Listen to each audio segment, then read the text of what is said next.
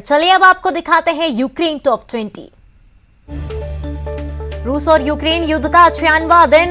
पूर्वी यूक्रेन में रूस की भीषण बमबारी जारी। रूसी सेना ने यूक्रेन के उत्तर पूर्वी शहर के बाहरी इलाके में पैर जमाने की कोशिश की तेज। डोनेट नदी को पार करने में रूसी प्रयास लगातार जारी।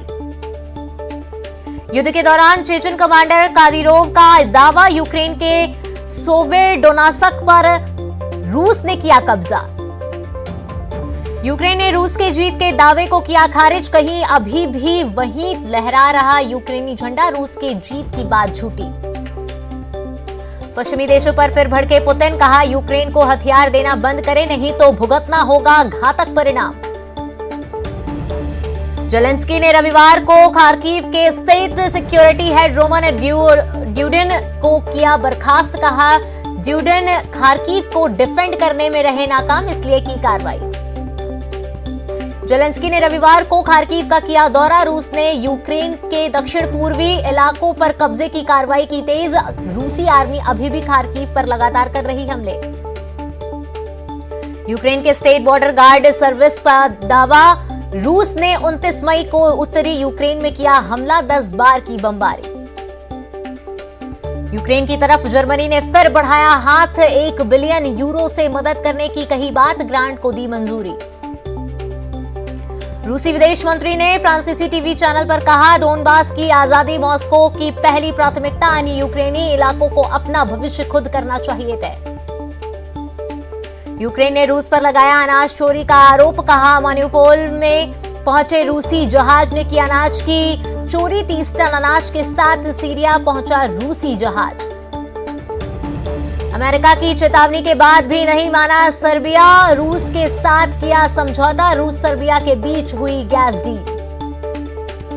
जेलेंस्की युद्ध के बाद पहली बार पहुंचे खार्किव। फ्रंटलाइन पर पहुंचकर सैनिकों से की मुलाकात। खार्किव यूक्रेन का दूसरा सबसे बड़ा शहर। यूक्रेन को सैन्य सहायता देने को पोलैंड ने बढ़ाया हाथ। 18 होवित्जर तोपें देने का किया फैसला। ये तोप 40 किलोमीटर तक 6 बार कर सकती है फायर। रूसी गोलाबारी से डोनबास की 90% से ज्यादा इमारतें ध्वस्त। हजारों सैनिकों और नागरिकों के मारे जाने की आशंका। जेलेंस्की ने ब्रिटिश पीएम बोरिस जॉनसन से फोन पर की बातचीत। दोनों के बीच कई मुद्दों पर चर्चा। डिफेंस सपोर्ट मजबूत करने और सुरक्षा गारंटी पर काम तेज करने का लिया फैसला। रूसी सेना ने यूक्रेन के कई इलाकों पर किया कब्जा। लुहांस्क के गवर्नर की दावा, रूस के 10,000 सैनिक क्षेत्र में घुसे। जेलेंस्की ने पश्चिमी देशों से की अपील। कहा रूस पर कड़े प्रतिबंध लगाएं। जेलेंस्की ने कहा कि पश्चिमी देश रूस की से आंख मिचौली खेलना करे बंद और रूस पर कड़े प्रतिबंध लगाकर युद्ध खत्म कराएं। सर्बिया ने रविवार को रूस के साथ किया एक बड़ा गैस समझौता। माना जा रहा है कि रूस के हित में लिया गया फैसला। यूक्रेन पर हमले की निंदा करने से किया इनकार और यूरोपीय देशों द्वारा रूस पर लगाए गए प्रतिबंधों को मानने से किया इनकार।